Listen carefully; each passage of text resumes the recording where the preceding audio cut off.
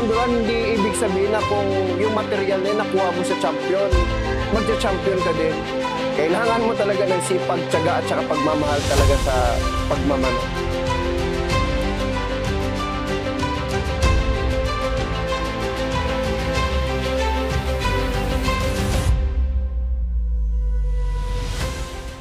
This is Ivan Glenn G. Benedicto of Iron Cup Game Farm, Hordan, Guimaras.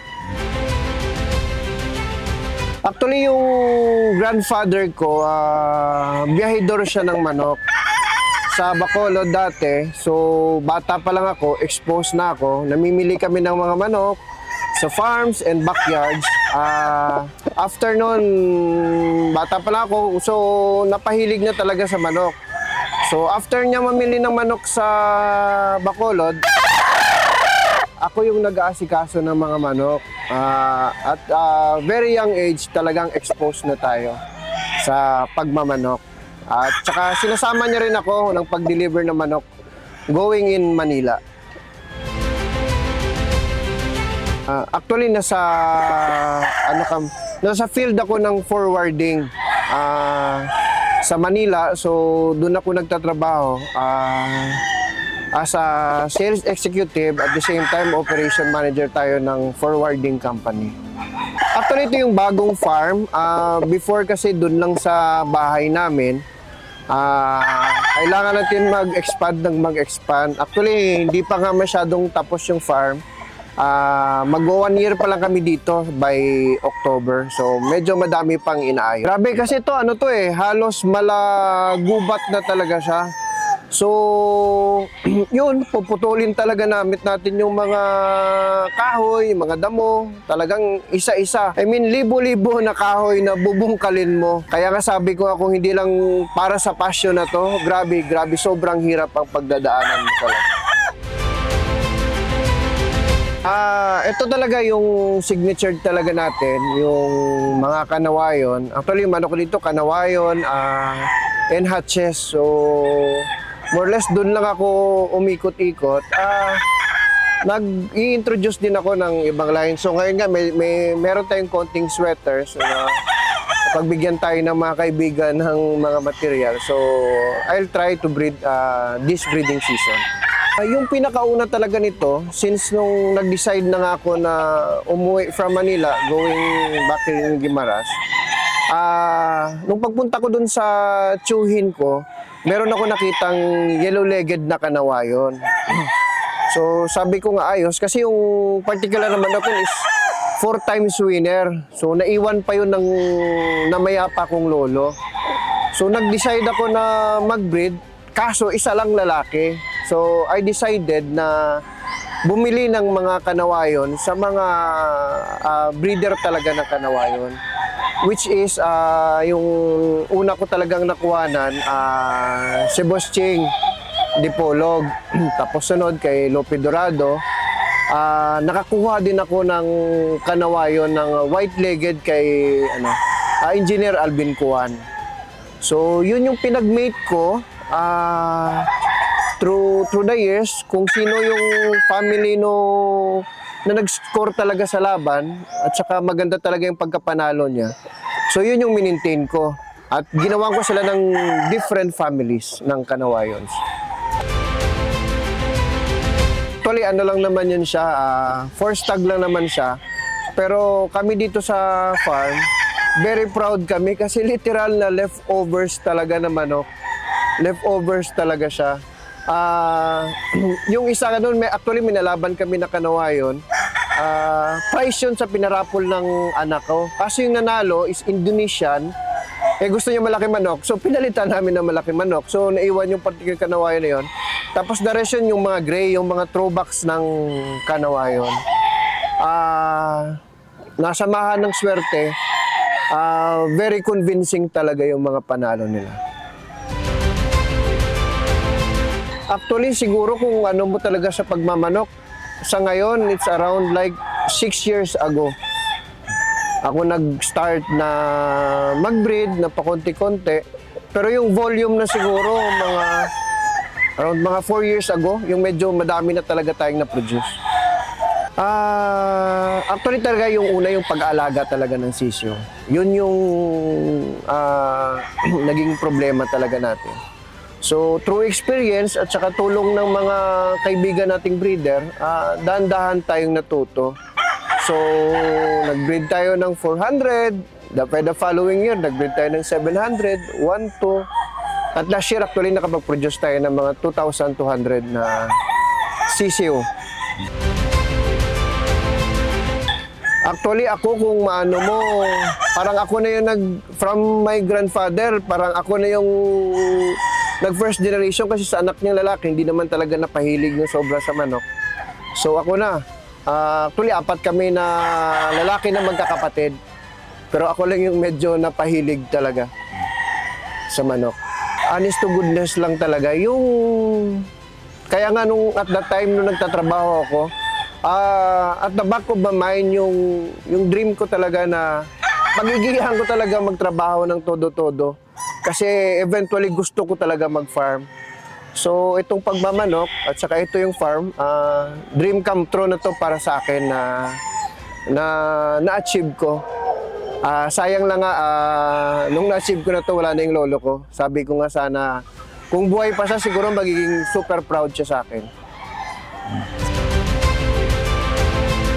Number 1 talaga, bago nyo, kasi minsan yung nag-ano yung iba na, dapat pag nagsimula ka, maganda talaga agad, automatic yung mga material mo. No.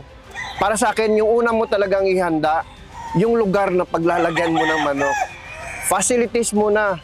Pag maganda yung facilities mo, tsaka ka magpasok ng manok na for breeding materials mo.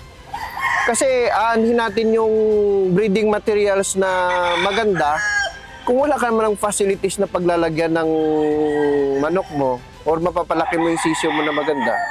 So, kung wala kang maayos na facility, useless lang din. Kahit maliit lang, basta maayos yung facility. Yun yung pinaka-importante para sa akin. Pag nag-start, very important talaga na yung asawa talagang well-supported. Huwag na natin haluan ng sugal na wala sa lugar. Kasi yung asawa natin, magagalit lang naman yan sa atin pag yung para sa pamilya, nagastos na sa sugal eh. Pero pag nakita naman nila na eventually yung manok kikita at kikita eh.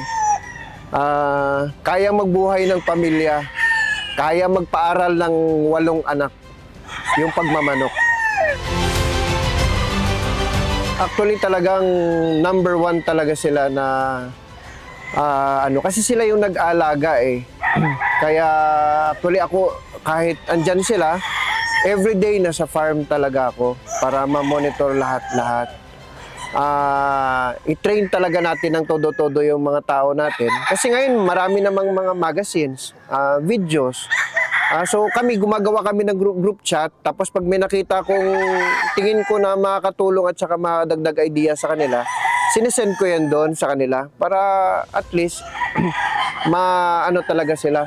Kasi kung konti-konti lang, okay lang yung pa-keme-keme, ganito, normal lang. Pero pag nag-mass produce ka, iba yung pagod. Dapat doble yung sipag, doble yung tiyaga, at saka dapat tutok talaga. Kung maaari pa lang nga dadamdamin ng manok kinabukasan, dapat ngayon palang alam na ng tao na nag-aalaga. Yung kasi, yung ito pag-start ko talaga ng pagkakanawayon, ginawan ko talaga na sila ng different family. Actually, niretain ko talaga yung sa lolo ko, yung yellow-legged and white-legged. Kasi actually yung kanaway, doon naman talaga siya nanggaling eh. So, ginagawa ko, kasi yung mas marami talagang panalo yung family ng yellow-legged ko. Yung yellow-legged ko, binibreed ko siya through dark-legged. Tapos yung magiging anak, it's either ibabato ko siya ulit dun sa different family or ibabalik ko dito siya sa light family ko na kanaway.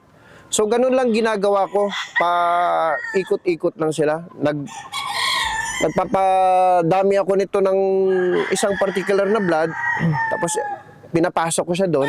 Bali nagpapa 3/4 ako, tapos papasok ko naman siya. At the same time, sa kabila, ganun lang ginagawa ko. Kasi based sa experience ko, kahit kayong half brother, half sister na mating, pwedeng ilaban. At tibay sa sugat, magagaling, malalaki. So, for now, na hindi pa naman sila nagdi-deteriorate talaga. So, sila-sila na lang muna. Hindi ko na muna ginugulo. Line breeding. Line breeding. Gagawa na ako ng inbreeding pag tingin ko yung isang particular na material na masabi ko or paborito ko, kasi doon nanggagaling yung doon pa lang ako mag-inbreeding sa kanya. So, ganun lang. Kung matanda na, tingin ko after 2 years nito, hindi na talaga siya magpo-produce. Doon pa lang ako. Pero pag bata pa lang yung manok, I'll try my best na pinapaikot ko siya sa families ng kanawayan. Napaka-importante.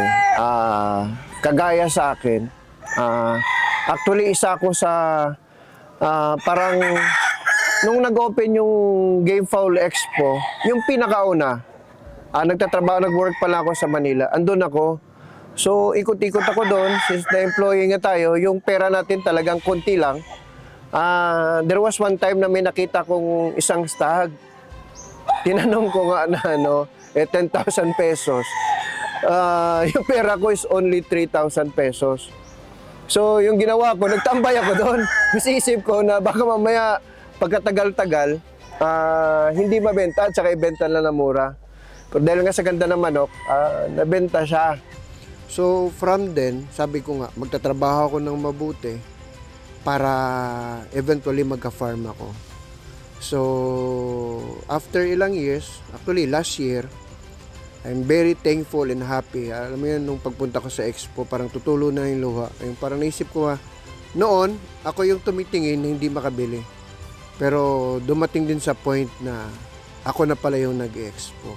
Kaya, yun, very inspiring para sa akin na pagbutihin ko yung trabaho ko, ayusin ko yung pagbibreed. So, dumating ako sa point na from noon na walang pambili nanonood sa expo, nakakabenta na ako sa expo.